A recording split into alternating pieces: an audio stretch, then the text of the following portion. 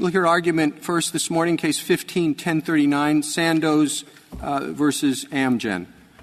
Before we get started, Ms. Maynard and Mr. Waxman, the Court has decided to give each of you 5 extra minutes, and you can proceed, Ms. Maynard, when you're ready. Thank you, Your Honor. Mr. Chief Justice, and may it please the Court, the Biosimilars Act created a comprehensive and self-contained scheme for the early resolution of patent disputes. Regardless of the actions an applicant or sponsor take along the way, the end result is the same: patent litigation. Courts should apply that comprehensive scheme as written. They shouldn't look elsewhere for consequences. I'd like to start with the issue in Sandoz's petition, our petition, the notice of commercial marketing issue, and then turn to the issue in Amgen's petition, the information exchange. The Federal Circuit misread the notice of commercial marketing provision to provide sponsors a 180-day automatic stay that's nowhere in the statute. That ruling will wrongly delay the marketing of every biosimilar, even when there are no patent rights left to litigate. Can you tell me, suppose that in year 2 of the 12-year exclusive period, the application for the biosimilar is made. And then in year 4, there's 8 more years to run, the FDA decides that it's going to approve it. Is it licensed at that time? Well, or is it not licensed until the very end of the 12-day period? The FDA cannot license a biosimilar until the end of the 12-year period. And actually, a sponsor can't apply for a biosimilar license until year 4, at the end of year 4. As a practical matter, though, Justice Kennedy, it takes 8 to 10 years to develop biosimilars, so it would be very rare. If it's done if the approval is done in year 6 or year 7, is that announced publicly that the approval is done? The statute prohibits the FDA from making an approval effective, and that's in the statute, Your Honor, at K7. It's the exclusivity provision that you're referring to. It prohibits the FDA from making the license effective until 12 years have run. That's the exclusivity period. I'm sorry, could you clarify? Does that mean that the FDA can't announce its intent to approve on year 12 plus 1 earlier than year 12? Or I'm not quite sure I understand. How long does it take for the FDA to approve the biosimilar? Assuming you go through phase 1 and phase 2 has been finished, how long was those run independent of the FDA approval, correct? That's right. The information exchange and the patent litigation process is completely separate and delinked from the FDA process. So how long — I want you to go back to Justice Kennedy, but I just want to get a sense of timing.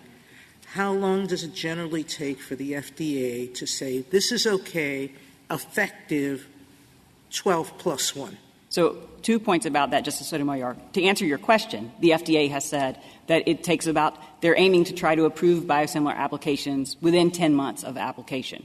But there's nothing in this Act, in contrast to the Hatch-Waxman Act, that expressly allows the kind of tentative approval that I think both of you are asking about. And I think you may be asking about the fix that the Federal Circuit suggested for the problem they've created in the — No. I'm trying to get the process down. Okay. It takes them 10 months. Yes, Your Honor. Let's assume you put in an application in year 4. Do they have to wait till when to announce that it's okay? They can't, under the statute, under K7, they can't make it effective. Can't make the approval effective until year 12. When do they tell you that they will? Well, there's nothing in the statute that it calls for an approval before year 12. I mean, do they get a phone call? They say, hey, good news, we've got it approved, but now in 5 years you're going to be able to market. I mean, how does it work? No, Your Honor. And incidentally, when you're talking about K, is this can you give me the citation in the appendix to the blue brief? Yes, Your Honor. So I'm looking at, in the blue brief, right. At 24A. 24A, thank you. Exclusivity for reference product. And it says, effective date of biosimilar application approval. The approval of an application under this subsection may not be made effective by the Secretary until the date, that is 12 years after the date on which the reference product was first licensed under subsection A. That's the reference product, biologic sponsor. So the statute does not allow the FDA to approve the biosimilar until year 12, until the exclusivity period has run.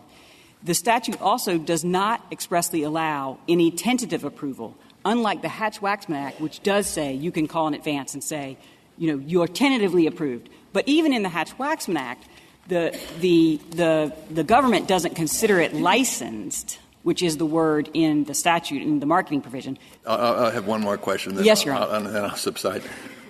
It seems to me that this aspect of the process cuts against you insofar as the 180 days notice. I'm not sure I understand the premise of your question, Justice Kennedy. Well, if the 180 days has to run from some time. And it seems to me that it has to run from the time that it's licensed, based on what you're telling me. No, Your Honor. So I'd like to turn to the text, then, of the Notice of Commercial Marketing Provision, because I think the text forecloses that reading. The text of the Commercial Marketing Provision has one and only one timing element. It requires notice at least 180 days before the date of the first commercial marketing. Yes, but there is what you are to notice about. What does this notice say?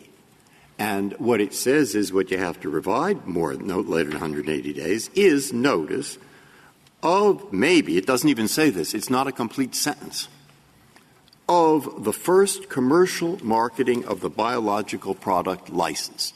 Now, how could you do that if you don't know what the product licensed is? Well, and I take it that they have in the agency, this goes to an agency, doesn't it? And I have in the agency, they have the authority to say, we will license this provided it's made this way, but not that way. Provided you do this kind of a check, but not that kind of a check. They have a lot of power over what is licensed. So how can you provide notice? By the way, maybe that isn't what notice means.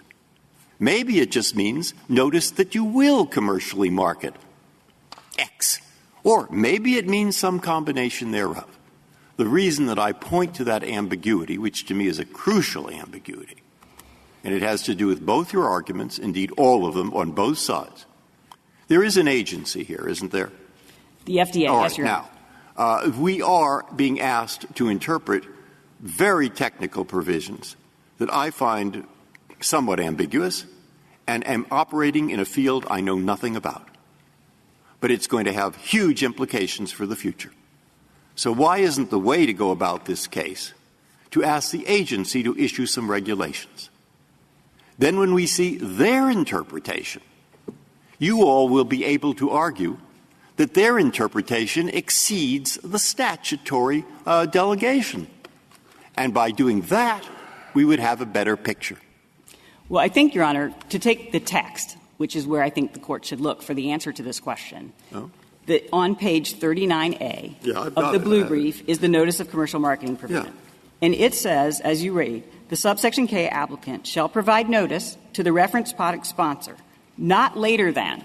So they're not later than 180 days before the date of the first commercial marketing. Mm-hmm. But the 180 days, Justice Breyer, modifies the date of first commercial marketing. Yeah, that's true. But what about the what? What is it you're to provide notice of?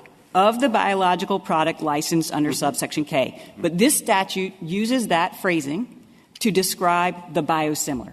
But you've just said and answered my question that the license doesn't happen until 12 years plus 1. Well, the license can't happen until 12 years plus 1, Justice Kennedy, but like right now and for years to come, the exclusivity period has already run.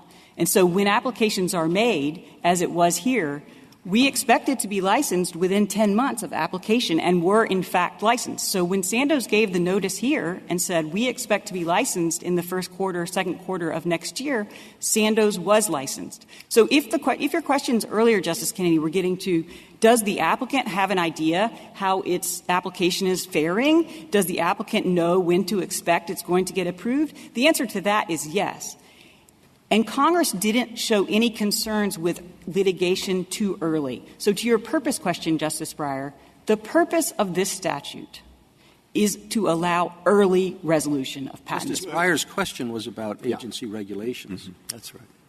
Thank you. Well, with respect, Mr. Chief Justice, the United States is here explaining its reading of the statute and agrees with our reading. Oddly enough, I would find an explanation far more convincing as a layperson if, in fact, there had been notice and comment proceedings before an expert agency, which, in fact, having heard all the different views on what that word notice means, and having figured out whether if we allow day one notice, what's going to happen is we're going to gut the possibility of people going in and making these exchanges because everybody will be free under under whatever this is, 9A, to go and start bringing declaratory judgment actions. And somebody will make that argument, somebody will make the opposite, and we'll know what we're doing. All right, so that's what. Well, same thing the Chief just said. We know two things from the text of the statute, though, Your Honor. One is that the 12-year exclusivity period was set by the Congress and said the FDA can make a license effective at the 12-year point. If the Federal Circuit's reading is right, that license is not effective in any case, even when there are no patent rights, until 12 and a half years. Can I go back to the beginning of Justice Breyer's question? He made an assumption that until the approval of the product, that the other side won't know exactly what it is that's going to be approved, particularly in a situation like this where you've kept your application from them so they don't have it. Address that issue. In your brief, you say they can get it. They can get it from the industry, from the SEC filings, from FDA talk, all of that stuff. But that won't tell them exactly what it is that you're intending to market. So, or the other side, how would you know? If you start a declaratory judgment action, as you're entitled to do, wouldn't you know then? Couldn't you get it in discovery? Exactly, Your Honor, and that's our point. So that's exactly the consequence Congress provided when someone fails to provide notice or doesn't provide the application. So here, Sandoz didn't provide its application, as you note, and that allowed Amgen to sue. There are two acts of artificial infringement created by the statute, both of which are key to understanding the whole point, which is to allow litigation based on the application. It's the application, just like in Hatch-Waxman, that crystallizes the controversy. And so in the situation, and it provides two acts of infringement. And if I can just point to them, they're in E2C of 271. So that's on page 5A. One is in the instance where the parties engage in the information exchange, which applicants are highly incentivized to do if there's any fear of any patents that might block your product, an applicant is going to go through the information exchange. Because could the company with the product file a declaratory judgment action when they don't know what you're going to do? Do they have a good faith basis for believing you're going to infringe if they don't have the application to look at until they get discovery? Yes, Your Honor. So, tell me how. Okay. Well, first I want to say Congress obviously thought they did because it created in the text an artificial infringement act for that very thing. Two, and they're right. By definition, a biosimilar is highly similar to the reference product sponsor's product. So a reference product sponsor would have a good faith basis in that case to bring suit on any patent that covers its own product or any patent that covers a use of its own product. But it doesn't know the specifics of the biosimilar. I mean, by definition, the biosimilar is similar. It's not identical. And whether or not it infringes might have something to do with the ways in which it is different. It might, Your Honor, but the question is whether or not you have a good faith basis to sue. And given the standard of highly similarity and the kinds of similarities there have to be, if the sponsor has any patent that covers its product, this product itself, or any uses of the product, it would have a good faith basis to sue which is exactly what Amgen did here. Well, you're suing saying this thing infringes our patent. You don't even know what this thing is. You know that the applicant has submitted to the FDA using your data to produce a product that's highly similar to your product. Is the way this statute works, Ms. Maynard, that if I have a valid patent, I sue? Yes. Yes, exactly, Justice Kagan. Is that Thank it? you. I mean, I don't know. I'm asking. So if is the practice that, given that these will all be similar, if I have a valid patent, I bring litigation?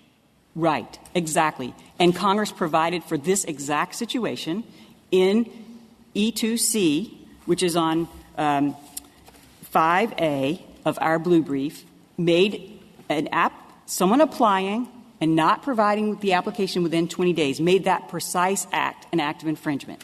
And you would have a good faith basis to sue, as they did here. I don't know if I agree with you on that, but you would have to sue. That's the problem, right? What would the patent litigation look like? I have this patent, you're bringing this biosimilar, I'm going to sue you. The litigation would decide whether the biosimilar infringes the patent, and that would have something to do with whether or not it's sufficiently whether it's too similar or whether it's certainly distinct. And what your argument means is that if you have the patent, Justice Kagan said, you have to sue. No, Your Honor. No? No, Your Honor. You don't have to sue. I'm sorry if I misunderstood your question. I'm asking as a matter of practice, that in fact that's the way people operate under this statute, that given the similarity of these products, if I believe I have a valid patent, that the patent hasn't lapsed, I'm going to bring a suit. That is exactly what Amgen did here. And I want to emphasize that in most situations, applicants will go through the process because the information exchange, and they have in most situations. So this is the only situation in which I'm aware where if I'm sorry. If the biosimilar files an notice of intent to file the application and a copy of the application, if it complies with all of the steps in phase 1, does it stop the licensed product holder from seeking a declaratory judgment action? Yes, Your Honor.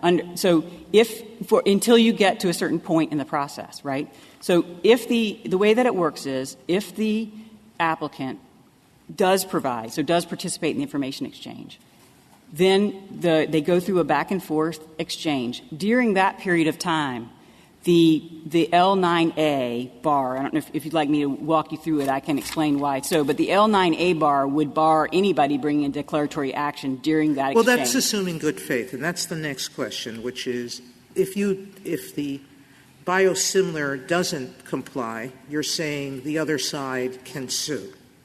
But what happens if you do comply? Can the other side, and the other side fails to? They don't give you the notice that they're required to. They don't do something that's required on their part in that exchange process. What is your biosimilar's remedy in that case? The statute provides powerful incentives for the sponsors to continue through the process, Justice Sotomayor. All incentives have a way of failing. Well, just look at our society. Yes, but the consequence, to answer your question, if the sponsor doesn't follow through on the information exchange and then doesn't file the L6 lawsuit, so at stage L6 it says the sponsor shall sue within a certain period of time. If the sponsor doesn't bring that suit, it's limited in any future infringement suit to reasonable royalties. That's the provision in E6A of 271 on 8A. And I think, this is one whole ecosystem. It's complicated to be sure, but Congress took into account all of these situations. Can you explain the difference? There are 2 rounds of patent infringement, right? Round 1. And can you explain the difference between those 2? And with respect to Justice Breyer's question, you started out by saying all of this is about early resolution of patent litigation. So which would be the agency that's involved? Your answer was the Food and Drug Administration. What about the Patent and Trademark Office? Well, just to clarify to Mr. Chief Justice questions and Justice Breyer's questions, Justice Ginsburg, I don't believe FDA would have, or the Patent Office, has rulemaking authority to interpret these provisions. So, but so I don't think that will solve the problem. I think this is a statutory interpretation question, and I think the text answers. But you don't need explicit regulatory authority. There are many situations where you defer to an agency's determination. They can have informal, you all know all that. So I would stick with the idea of the FDA doing this first, but maybe I can't get there. And if I can't get there, I'm stuck. I think the text answers these questions, and I'm being asked, may I go back and answer Justice Ginsburg's question about the way that the two phases work? First, Your Honor, there's not always two phases. So even if the parties engage in the information exchange, it contemplates, it gives the the applicant a great deal of control. The applicant can put all of the patents on the lists into that litigation. And if that happens, they may never be a need for a second litigation if there are never any new patents. That's what happened in the Apotex case that's pending. There are no patents left, yet Apotex was subjected to the 180-day bar of the Notice of Commercial Marketing provision. So, and the purpose of the Notice of Commercial Marketing provision, Justice Ginsburg, is that it lifts the gate. So once the parties go through the information exchange, as Justice Sotomayor was suggesting, that creates a stay of any litigation except for the ones the parties agree to. The sponsor has great control over that first litigation. The point of the notice is to allow the sponsor to litigate any other patents it might have before the exclusivity period runs out. And the notice does two things. It lifts the gate to allow the sponsor to bring any declaratory judgment actions, and it also says, if appropriate, the sponsor may seek a preliminary injunction. But, of course, if you file an early enough declaratory judgment action, you don't need a preliminary injunction. It's a very powerful remedy that the statute has given to the sponsors. Mr. Chief Justice, I see I'm already am I into my extra rebuttal? Yes. May I reserve the time? Yes. Thank you.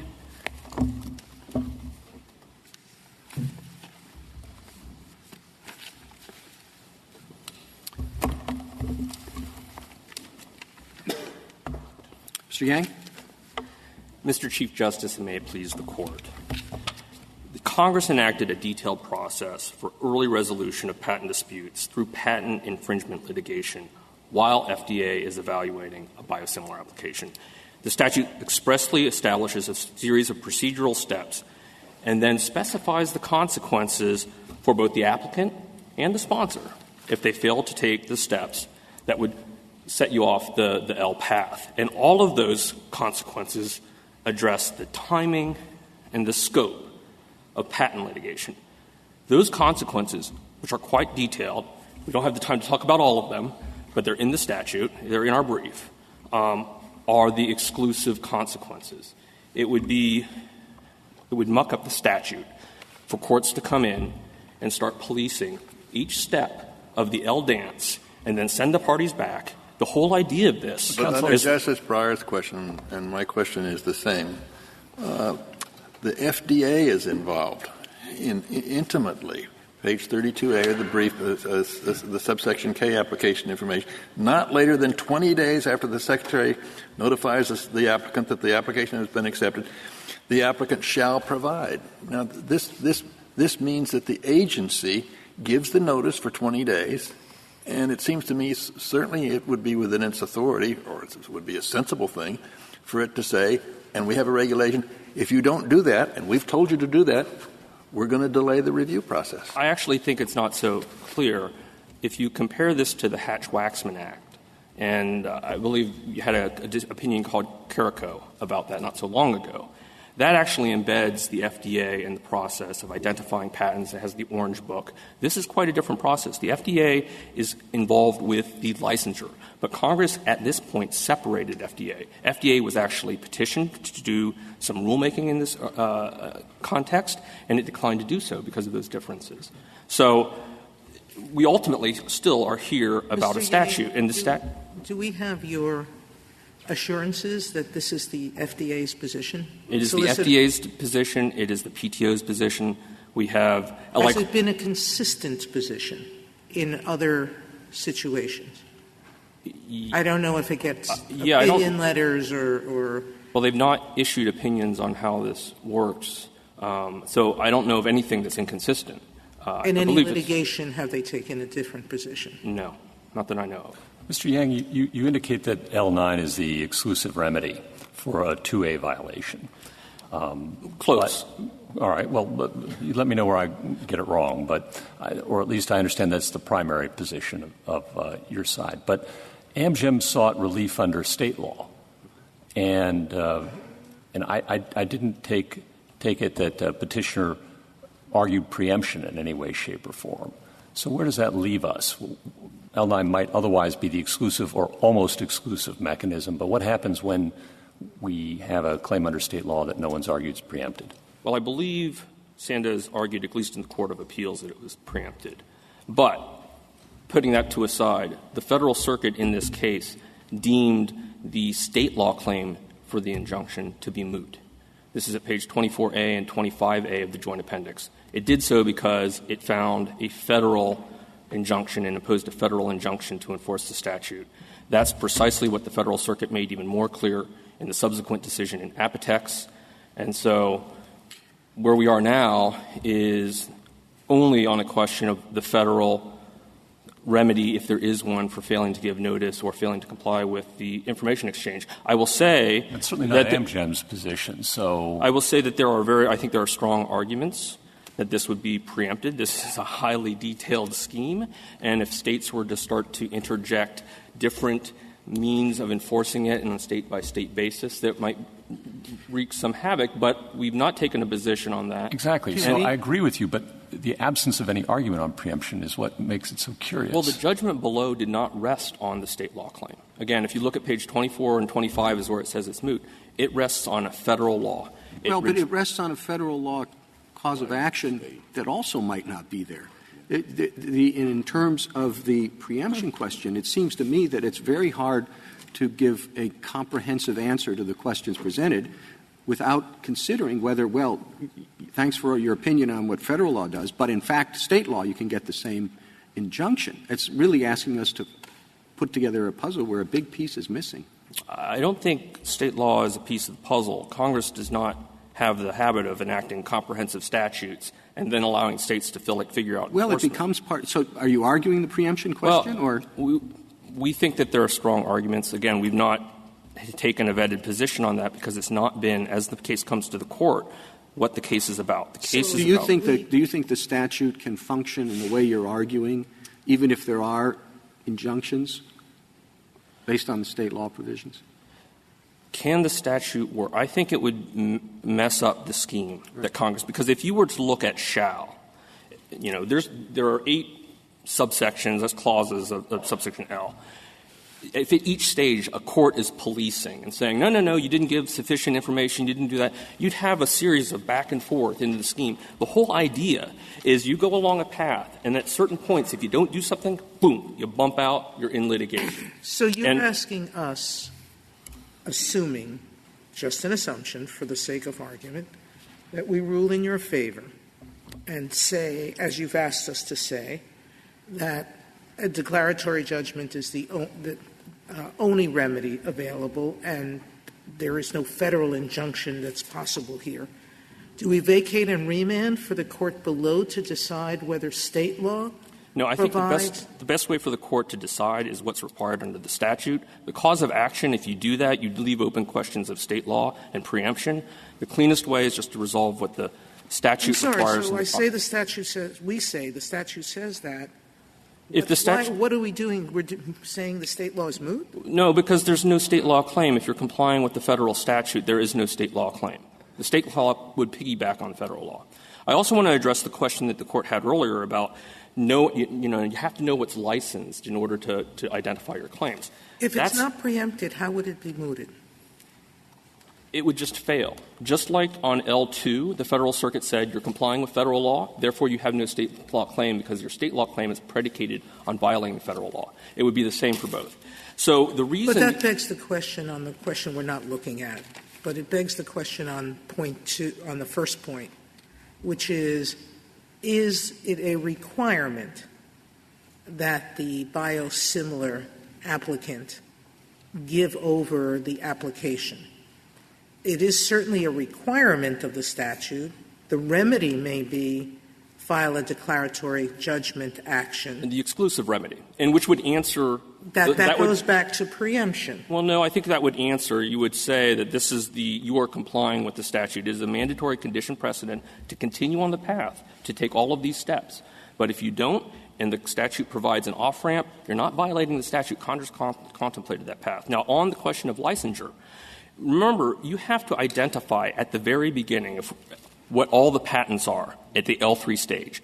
One of the consequences is if the sponsor fails to identify the patents on the list, the sponsor can never bring an infringement action, period. This is 271 E2 E6 A and B. And so the consequence is that if you get at the end and you're like, oh, something is new, something I didn't think about, you have no artificial infringement action because the list was established well before. The problem is you take her reading. There's language supporting it, but you can read that word notice. Gee, if you read it tough, you can't work it. No, I think all right, now, but that's the language. Now, look at the next one, B. Okay, what A, whatever that thing is. Hey, once they give the Section 2 notice, no declaratory actions, they're all frozen. Until you give the notice of marketing. Right. And so all they have to do is, number one, day one, they give the Section 2 notice, send them all the information. On day two, they give the commercial notice, and all of a sudden everybody's free to give declaratory judgments. That's right. Yeah, that's right. And that's what it's supposed to be? That's what it's supposed to be? The system that was supposed to set up a system where you put tremendous incentives on people to negotiate and to work it out in an orderly way, that you can just gut it by simply filing your commercial notice on day two? There are strong incentives. For instance, if the applicant doesn't give the information in the forefront, the L2 information, the applicant is barred. No, he'll give it. He'll give it. Well, if he gives the information, then let all the declaratory courts come in and everybody jumps in on day two. That's your view. No, you would still go through the L3 exchange in order to. If you look at this provision that you're talking about, which is L9C. Okay, I'll read the next paragraph. You can't do that in oral argument. I'm just illustrating to you one of the many things I don't understand and why it seems to me this would work out a lot better if you could somehow get this to a rulemaking. Thank you, counsel. Thank you, Mr. Jones.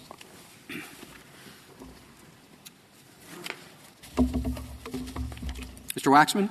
Mr. Chief Justice, and may it please the Court, Congress did not create detailed procedures for resolving biosimilar disputes and repeatedly use the word shall merely to have applicants who choose to take advantage of the statute's benefits and use the sponsor's information then disregard those mandates.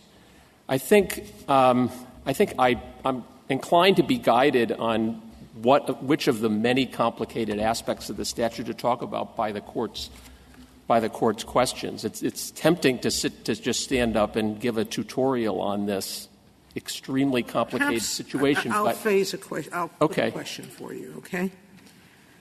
As I understand, I got your position, which is that they have to give notice after the FDA approval, correct? On the 8A issue, they have to get. Wouldn't that stop Phase 2 litigation from starting immediately?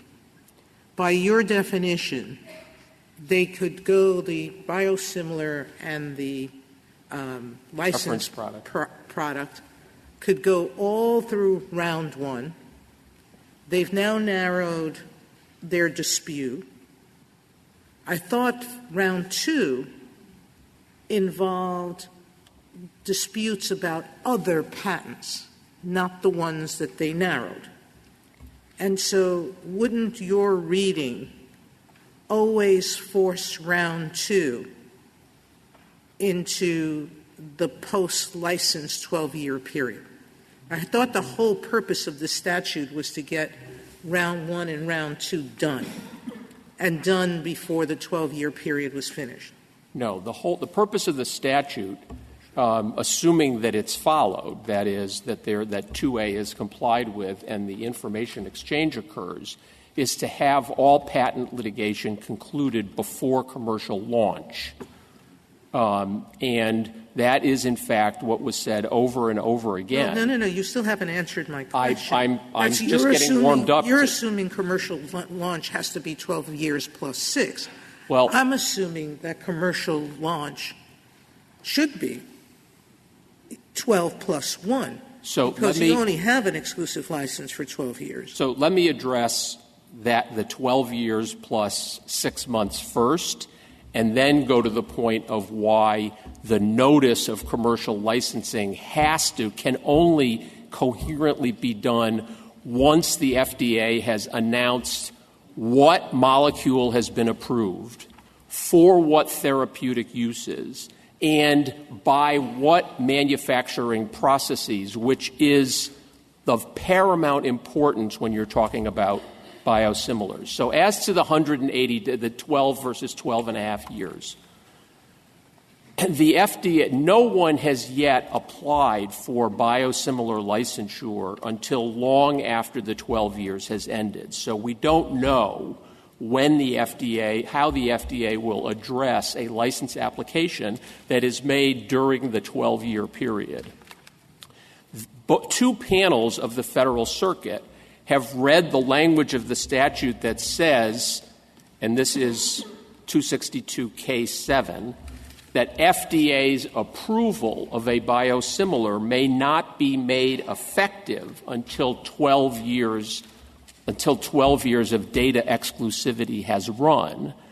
2 panels of the Federal Circuit have said that only means made effective. The FDA certainly could adjudicate a license and grant a license effective 12 years after, the exclusivity period runs. That strengthens my argument. Well, because if the FDA is taking that position, then it's basically kicking off the possibility of round 2 pretty early. Yes. Now, as my friend on the other side pointed out, the notion that there's going to be round 2 litigation very early in any event is unlikely for the following reasons. Number one, as they've reported, it takes about 10 years even for a biosimilar to get developed. And, Amgen is both a reference product maker and a biosimilar maker, and that's, in fact, consistent with our experience. So the notion that there's going to be an application filed in year 4 or year 6 or year 8 is unlikely. Another reason that it's unlikely is these biosimilars, up until very, very recent advances in gene sequencing, biosimilars the way they were defined was by the process under which they were made. You take a particular cell line and then you do the following 18 things at this atmospheric pressure, and the FDA will not approve a biosimilar until it has inspected the manufacturing process and facilities, which, according to the record, is about $100 or $200 million. And the notion that a biosimilar is going to create a whole factory for the FDA to review and then leave it open until year 12 is quite unlikely. The issue here, even if the FDA took the position that nope, even though the statute only says that approval can't be made effective, we're not even going to tip our hand until 12 years is over, it still wouldn't defeat the manifest purpose of this statute. This statute, like the Hatch-Waxman Act, has 2 relevant periods. There is a period of data exclusivity. That is the period in which a competitor can't use the sponsor's data. That's not a period of market exclusivity. In fact, there is a competitor to the product at issue in this case that's been on the market for 5 years because Teva went through the regular 271A process. So we have, as in Hatch-Waxman, a period in which there's data exclusivity. And we then have a period, just like in Hatch-Waxman, there it's 30 months, here it's 180 days, for the adjudication of any patent disputes. Now, my friends on the other side say, well, this is different because in the Hatch-Waxman context, the FDA actually approves, and then the 30-month period for patent litigation occurs, whereas here the FDA's approval, leave aside the question of when they can or can't approve it, if they don't approve it until sometime after the 12 years has run, there's an additional 180 days. We don't know that because this has never happened, but even if it did, the reason why you have to have the FDA say what's being approved, whereas in Hatch-Waxman you don't, is in Hatch-Waxman we're talking about a small molecule that has to be identical. It's made by chemical synthesis. So there's no question when a generic asks for Hatch-Waxman approval, we know precisely what the molecule is. We know precisely for what therapeutic purposes it will be used because it has to be identical. And no one cares what the manufacturing process is because this is simply chemical synthesis of an identical molecule.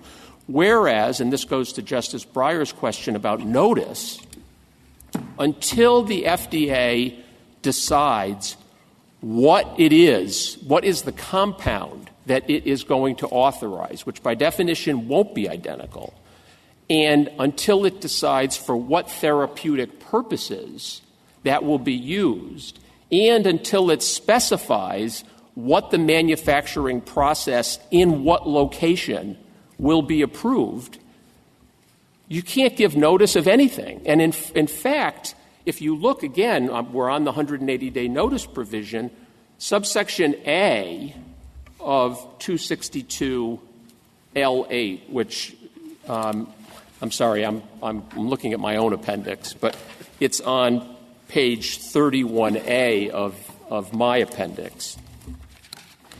The subsection 8A says the notice of commercial marketing. Subsection B, entitled preliminary injunction, tells you the most important consequence of 8A. And this does go, again, I think, Justice Sotomayor, with respect to your question about how soon this can be done. That 8A notice, first and foremost, allows the sponsor, for the very first time, to seek a preliminary injunction against the commercial marketing of the product for the uses using the processes. And you cannot go to a federal district court and ask for a preliminary injunction until you know, A, that there's an imminency that occurs. You can't go years in advance.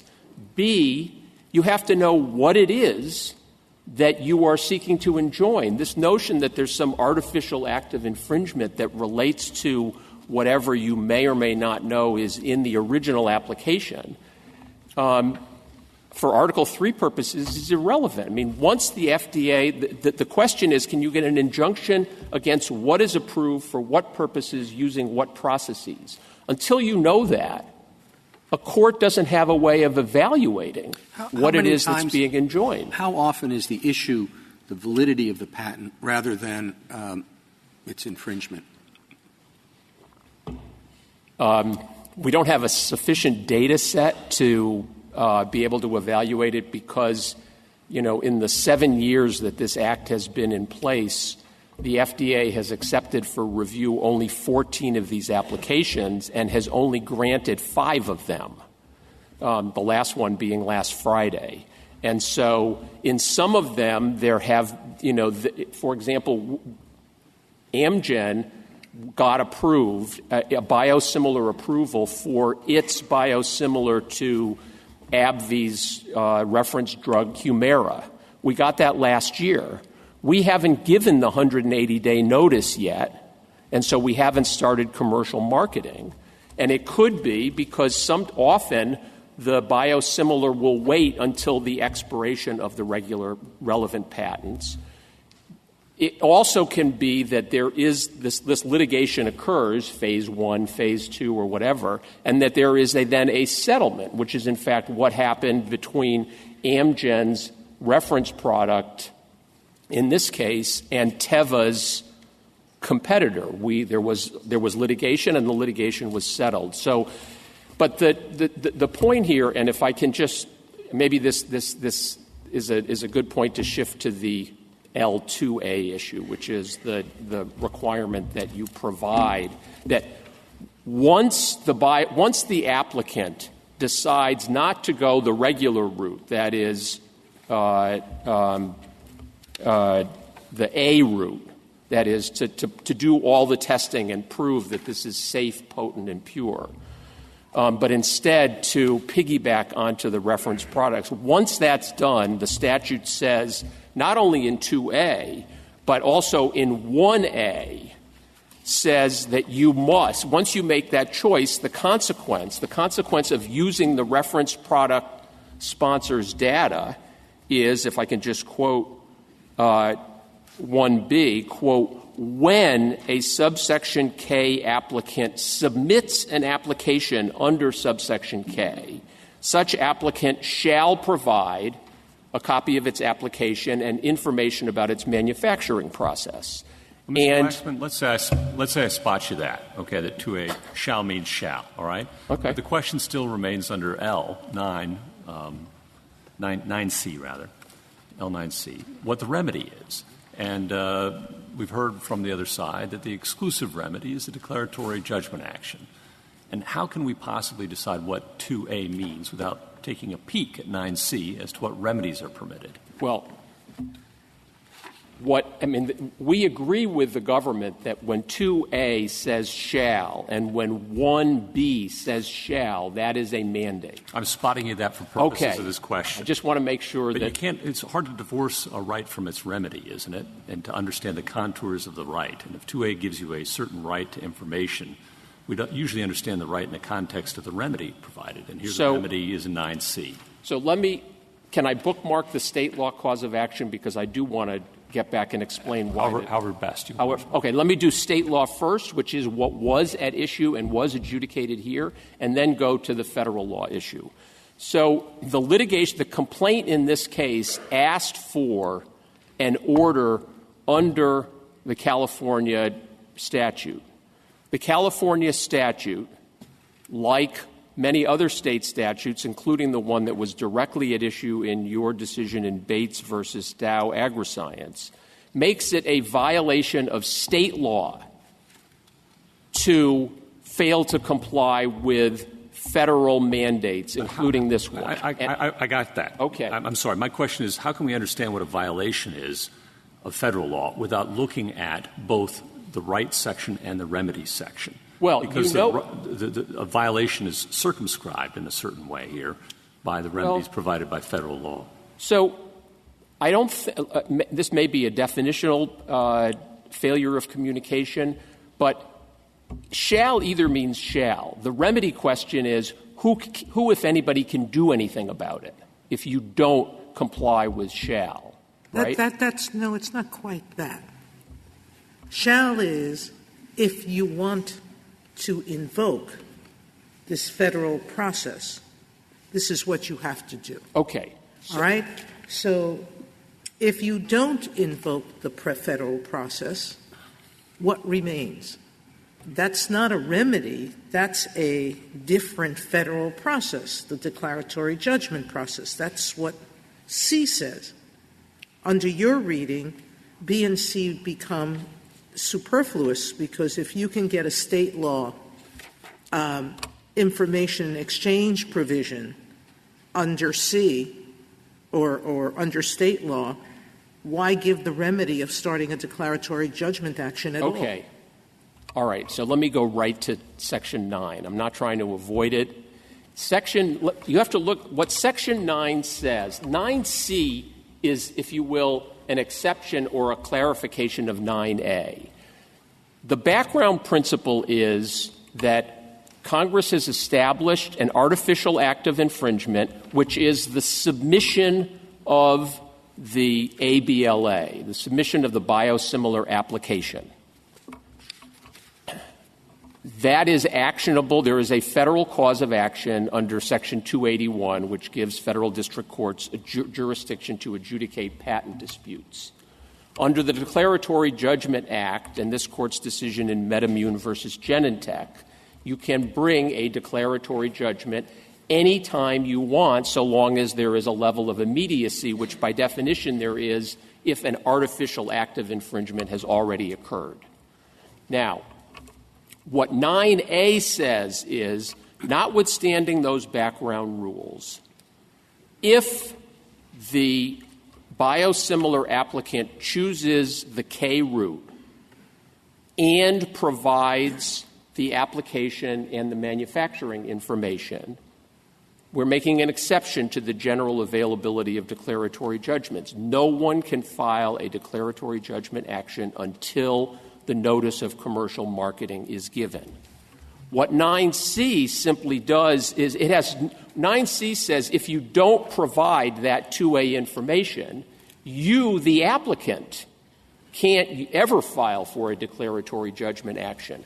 But 9C doesn't remedy the sponsor's harm for two reasons. Number one, it has no real operative effect with respect to the sponsor, because recall what 9A, the 9A limitation is implicated, as the first clause indicates, only in those circumstances in which the application and the manufacturing information is provided. And 9C simply confirms what should be obvious, which is if it isn't provided, the sponsor is left to his background rights to litigate the declaratory judgment action. So why haven't you driven us to the following conclusion, which will be unsatisfactory, again, from everybody's point of view? We say, you're right. Setting the bar pretty low for me. Thanks. You're right. Shall means shall. Okay? But let's stop there. Because, first, the federal part, which you just read, doesn't say whether that's the only remedy or whether there are others. But even if it did, we wouldn't know whether California law picked up just the substantive part or the substantive plus the remedy. And even if we knew that, we wouldn't know whether some other state would be free to pick up in their own state law shall, but not exclusivity as to remedy. And those involve either preemption questions or questions of interpretation of state law, and none of that is briefed. And therefore, we stop.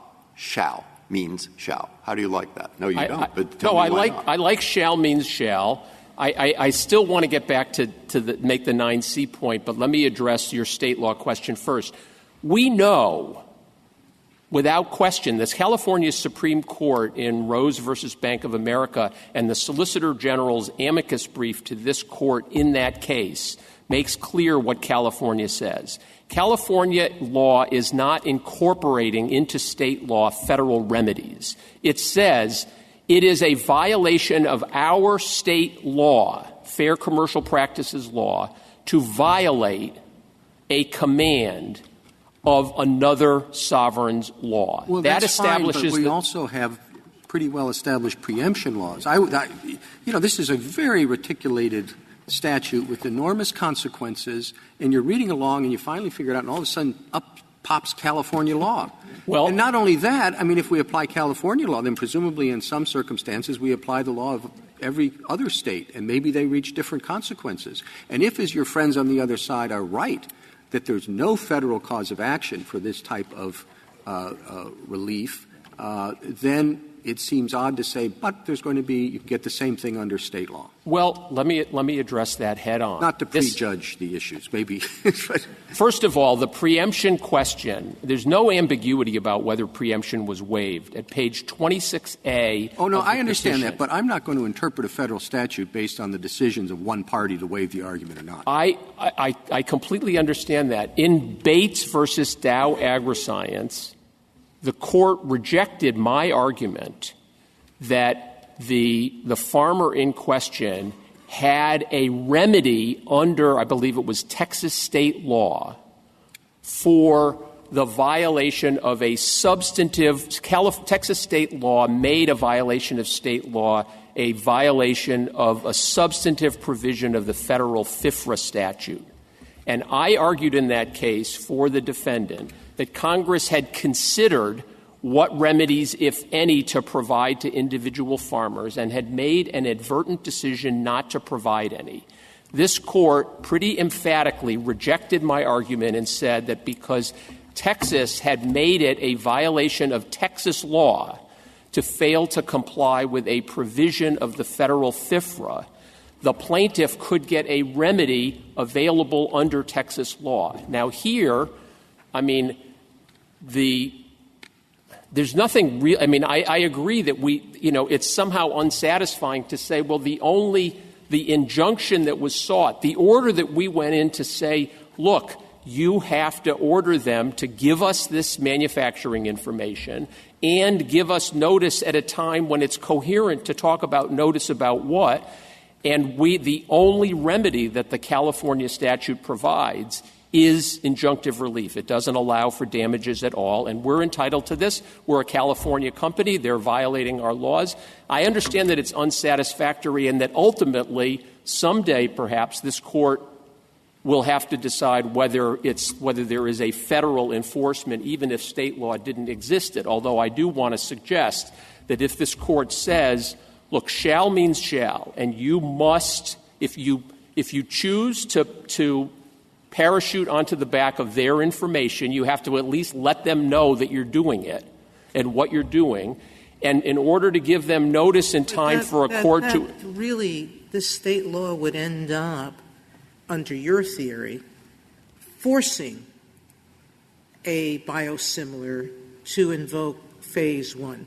Because at every stage, where they choose to opt out, you would just run to court and say, my state law remedy is force them to take the next step. Give me the application, then identify, then do this. There's no longer a choice. So, Justice Sotomayor, 2 points. Number one, in terms of shouldn't all this patent litigation be done early and often, everybody understands that the applicant, the biosimilar applicant, under this phase one, phase two process, alone decides which patents and issue in the exchange of lists are going to be adjudicated. The applicant announces, the applicant can say to the sponsor, in phase one, we're going to litigate all of the patents that are on the L3 lists. The only qualification is if the applicant says, I don't want to litigate any of these things now. I want to wait and see what's approved. The sponsor has the election of choosing one patent, presumably the patent on the molecule itself, to adjudicate. So it is in the applicant's hands to get all of this litigation on artificial acts of infringement up front. All you're saying to me is that there's built-in incentives for the applicant to invoke and participate in phase one. What you're not telling me is it's no longer a choice. So let me explain. Because state law can force them, through you seeking injunctions, to participate unwillingly. Okay. Let me go back to 9, which I think is the source of Sandoz's argument that the statute already provides remedies for the 2 violations that we allege occurred here. And if I may, let me address the 2 substantive provisions differently, because they say that 9B is the remedy for a violation of the 180-day notice, and 9C is a remedy for the violation of not providing the information. The notion that 9B is a remedy for the failure to provide a 180-day notice is crazy. What 8A says is you can't file a declaratory judgment action until you get the notice. And what they say is, well, but the remedy of not giving notice is that you can file a declaratory judgment action. And not only that, you can file a declaratory judgment action, and you must file a declaratory judgment action at a time when you don't know when, if ever, the FDA will approve, what it will approve, or for what purposes and by what means. And if there is a violation of the 180-day notice period, the first time that the sponsor is going to know about it is when the FDA approves. Well, what's wrong with that? Why can't you argue that the notice is defective and seek a declaratory judgment on that basis? That the notice is insufficient, doesn't provide you with adequate notice as required by statute. Well, that of course, is exactly what we claimed. Right. They purported to give us notice the day after they filed their application. We said that's not valid. That's not the right time. The question, I'm separating out the substantive question of when notice has to be given. I understand that. And the remedy. If you say the notice itself is defective apart from when it's given because it doesn't provide enough information, isn't that a possible remedy right there? Well, yes. In an instance in which the notice simply says we are going to begin commercial marketing in 180 days, no less than 180 days. The issue in this case is the substantive issue. I'll leave aside the enforcement question. Is that's not notice.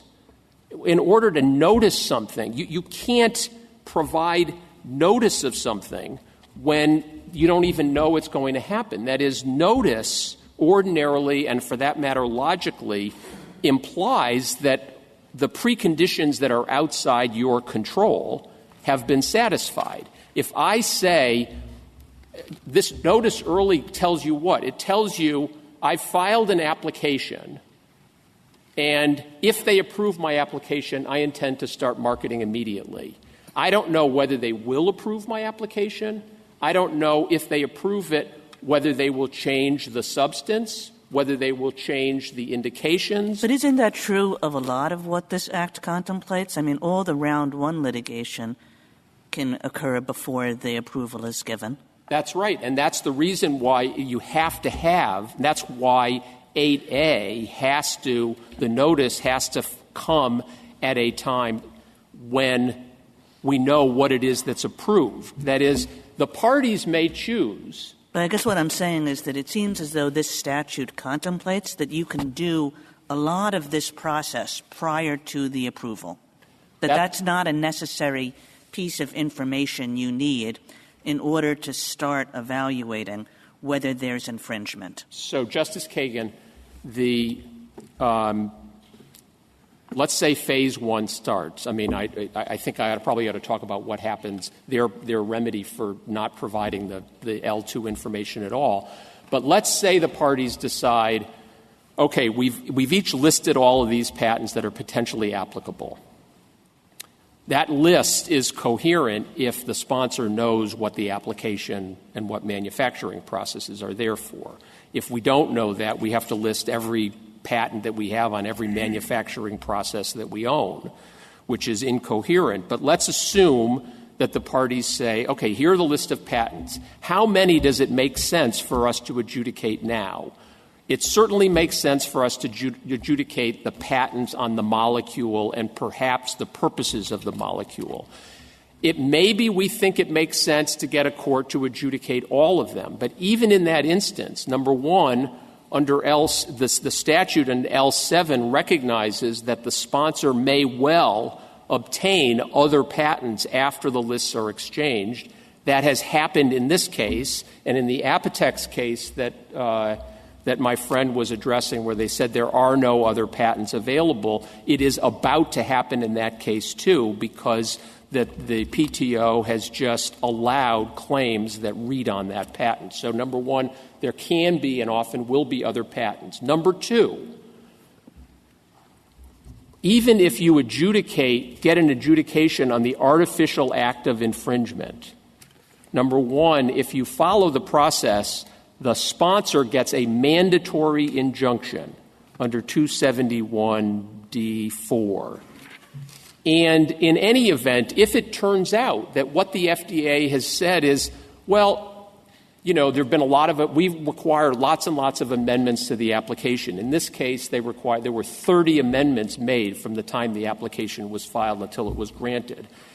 If it turns out that when the FDA issues it's licensed something materially different than what the application was, the parties and the district court have to have some opportunity to say, wait a minute, we adjudicated patent infringement on the assumption that the manufacturing process would be X, Y, and Z, but the FDA didn't approve it. They insisted on A, B, and C, and there has to be some period, and that's what the 180 days does, to allow the parties to say, even with respect to the Phase 1 patents, we now have a real dispute.